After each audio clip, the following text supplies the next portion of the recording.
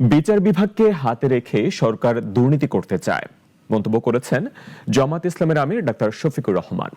রাজশাহীতে ১১ দলীয় জোটের বিভাগীয় সমাবেশে একথা বলেন তিনি। জামাত আমির অভিযোগ করেন, গায়ের জোরে বিএনপি সব জায়গায় চাঁদাবাজি ও দুর্নীতি করছে।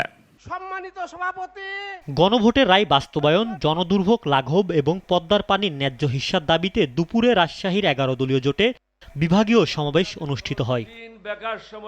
সমাবেশে জামায়াতে ইসলামীর আমির ডাক্তার শফিকুর রহমান বলেন, তরুণদের আন্দোলনের মাধ্যমেই ফ্যাসিবাদ শক্তি পালিয়েছে, তবে সরকার তরুণদের তুচ্ছ তাচ্ছিল্য করছে।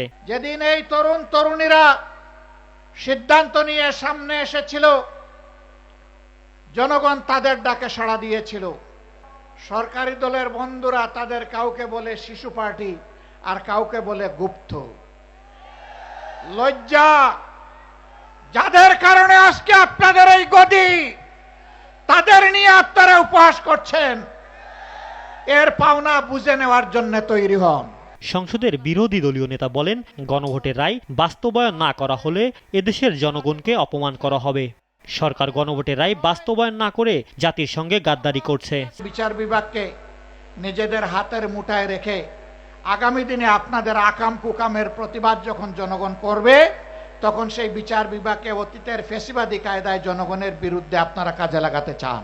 এ সময় ভারতের মুসলমানদের নির্যাতন না করার আহ্বান জানিয়ে জামায়াতের আমির বলেন, বাংলাদেশের প্রতি চোখ রাঙানো বন্ধ করতে হবে। ইমরান শেখ, নাগরিক, ঢাকা। জাতি ঠিকই পাওনা বুঝিয়ে দেবে আপনাদেরকে।